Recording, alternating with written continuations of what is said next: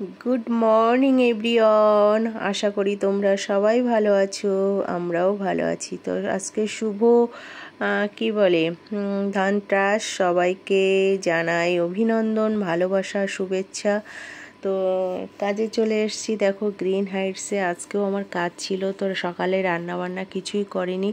কালকের একটু ভাত তরকারি আছে, ছেলে সেটা খাবে, আর আমি কখন বাড়ি আসবো না আসবো জানি না।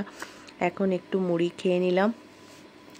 তো সকালে সোলাপুরি পাল বিল্ডিংয়ে কাজ ছিল, ওখান থেকে সোজা গ্রিন হাইটসে এসেছি। তো এখানে কাজ শেষ হয়ে যাবে,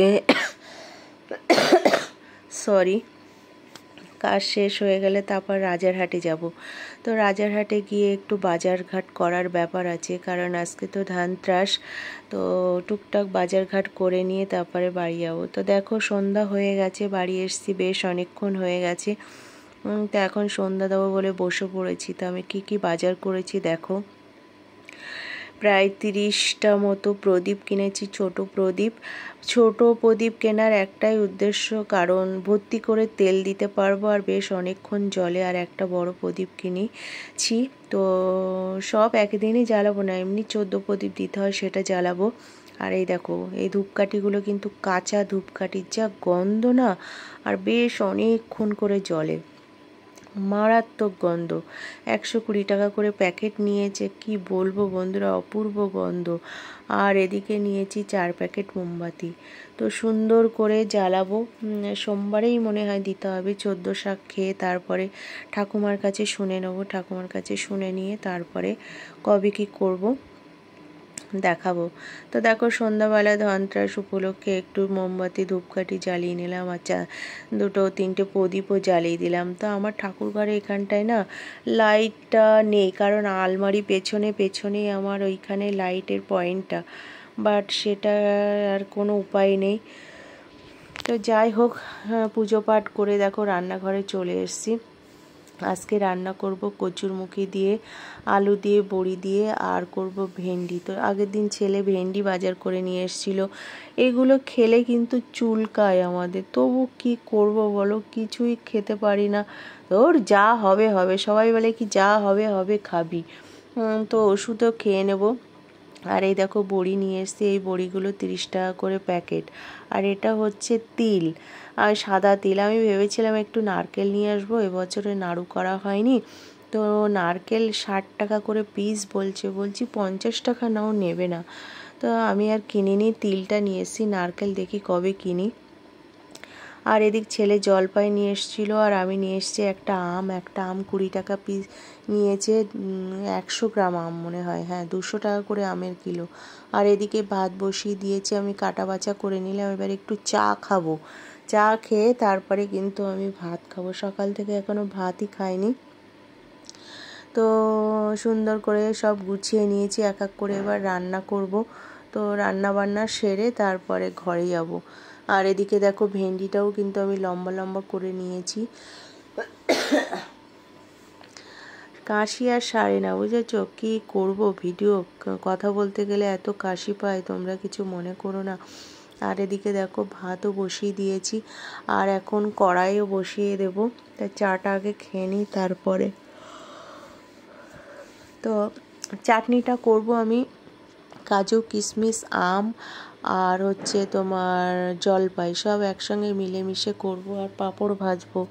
আর এদিকে দেখো সুন্দর করে আমার পাশের ফ্ল্যাটে সব লাইটিং জ্বালিয়েছে। তো লালকুটি কালী পুজোর সময় খুব সুন্দর লাইটিং করে সাজায় আমার এখানে। দেখো ভগবানের এখানে লাইট ছিল, বাট সে লাইট নিয়ে কি করেছে জানি না। তো এখন রান্নাঘরে আবার চলে এলাম। এই যে পাঁপড় ভাজি, তো আগে বেশি করে তেল যেহেতু দিয়েছি, তো আগে পাঁপড়গুলো সুন্দর করে ভেজে নেব। ভেজে নিয়ে পাঁপড়গুলো কিন্তু গ্রিন পাঁপড়, মশলা পাঁপড় যেটাকে বলা হয়, তো এরকম বেশি করেই ভেজে নিচ্ছি দুবেলা খাওয়ার জন্য। তো এই কড়াইয়ের মধ্যে এবার দেবো জিরে, শুকনো লঙ্কা, তেজপাতা ফোড়ন দিয়ে তারপরে আগে সুন্দর করে আলুটা ভেজে তারপর কচুরমুখী দেবো। ওই পাশেও কড়া বসাবো, বসিয়ে একসঙ্গে ঝটপট করে নেবো। ভাত তো ফুটে গেছে, নামিয়ে রেখেছি। আর এই দেখো লম্বা লম্বা করে আলু কেটেছি, আলুগুলো এখন সুন্দর করে ভেজে নেব। কারণ এখন আগে কচুরমুখী দেব না, কারণ কচুরমুখীটা তো পরে দিলে হবে, কিন্তু লাল লাল করে আগে আলুটা ভাজতে হবে, তারপরে কচুরমুখী দেবো। একসঙ্গে আলু আর কচুরমুখী দিলে কিন্তু ভাজা হয় না।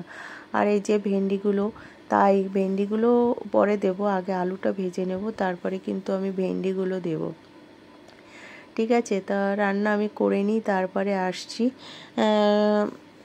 অ্যাকচুয়ালি আজকে তো কি বলে ধানত্রাস, অনেকে কেনাকাটা করছে, সোনা গয়না, তারপর ও কত কি, বাট এত দাম বেড়েছে সোনা গয়না, কি কিনবো বলো তো, কিছুই ভালো লাগছে না। তো ওই ঠাকুরের প্রদীপ টদীপ নিয়ে আসলাম, এটাই আর কি, এর থেকে আর বড় কি আনবো বলো।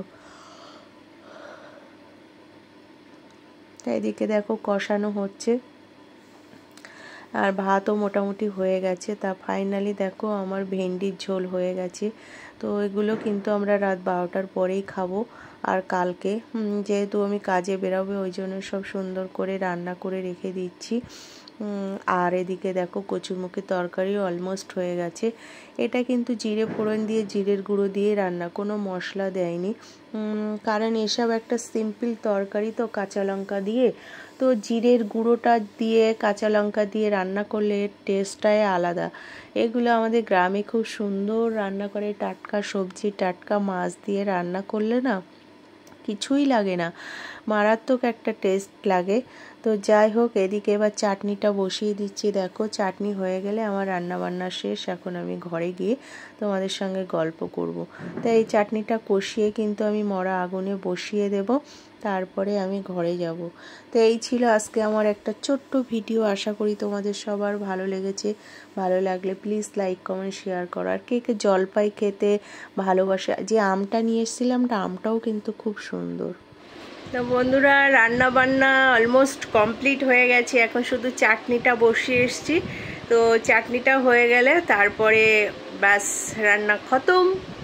সকালবেলা সত্যি কথা বলতে রান্না বান্নার কোনো চাপ আমি রাখি না, কারণ সারা রাত ঘুম হয় না, ঘুম হয় না, হয় আজকে যেমন 4টের সময় ঘুম ভেঙে গেছে, আর ঘুমাইনি।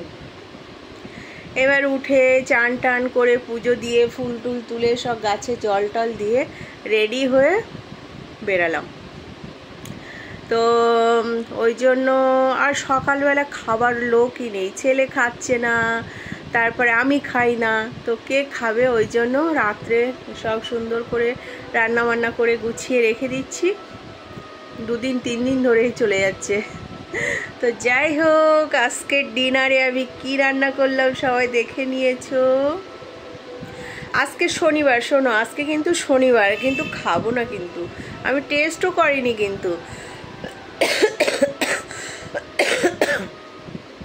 ছেলেকে খাওয়াবো। কেন বলো তো, ছেলেকে সকালবেলা আমি রান্না করিনি, কালকের তরকারি ভাত ছিল বলে ওইটাই খাইয়েছি। ভগবানকে বলেছি ক্ষমা করে দিও। আর হচ্ছে যেটুকু মানতে পারি বাসি, যতটা পারি চেষ্টা করি, আর না পারলে আর কি করবো বলো। শুধু কাঁচকলা দিয়ে মাছের ঝোল আর ভাত ছিল, আর ডাল ছিল, ডালটা নষ্ট হয়ে গেছে, তা খাবে কি দিয়ে বলো। তার জন্য আমি বললাম বাবু এটাই খেয়ে নাও তুমি, আর কি করব। আর এখন কিন্তু আমি খাবো না, তাও ছেলেকে 12টার পরে বলেছি বাবু আজকে কিন্তু 12টার পরে খেতে হবে। তা বললো ঠিক আছে মা। তো আমি এখন সুন্দর করে মুড়ি চা বিস্কিট খেয়ে নিয়েছি, আমার আর 12টার আগে কোনো খিদে পাবে না। তো আর আলু সিদ্ধ ভাত করেছি ঘি দিয়ে, আমি খেয়ে নেবো, ওটা কালকে গিয়ে খাবো। তো এই ছিল আজকে আমার একটা ছোট্ট ভিডিও, আশা করি তোমাদের সবার ভালো লেগেছে। তো ভিডিওটা ভালো লাগলে লাইক কমেন্ট শেয়ার করো। Love you all. তো হ্যাপি কালী পুজো সবাইকে, বড়দের প্রণাম, ছোটদের বুক ভরা ভালোবাসা। মাইক দেখো বেজেই যাচ্ছে। রাজারহাট দিয়ে আসার সময় কিন্তু প্রচুর প্যান্ডেল দেখে এলাম, এবং খুব সুন্দর সুন্দর, সেটা জানি না কবে শেয়ার করতে পারবো তোমাদের সঙ্গে। তো যাই হোক, চাটনিটা আবার একটু দেখে আসি। তো টাটা, গুড নাইট। তো ফাইনালি চাটনি কিন্তু কমপ্লিট হয়ে গেছে, এখন চিনিও ঢেলে দিয়েছি। দেখো বাবা কি জোরে বাইক যাচ্ছে দেখো। তো ফাইনালি চাটনি ঢেলে, এই চিনি ঢেলে দিয়েছি চাটনির মধ্যে। এবার কি একটু মৌরি, ভাজা মৌরি মেথি দিয়ে দেবো এর ওপর দিয়ে। আমার ছেলে এই চাটনিটা খেতে খুব ভালোবাসে। কিন্তু আজকে তো অনেক কিছু দিয়েছি, জলপাই দিয়েছি, যেহেতু কিনে নিয়ে এসছে মা চাটনি করবে, তা আমি ঠিক আছে চাটনি করব। এই যে আম, তো আম, টমেটো, কাজু, কিশমিশ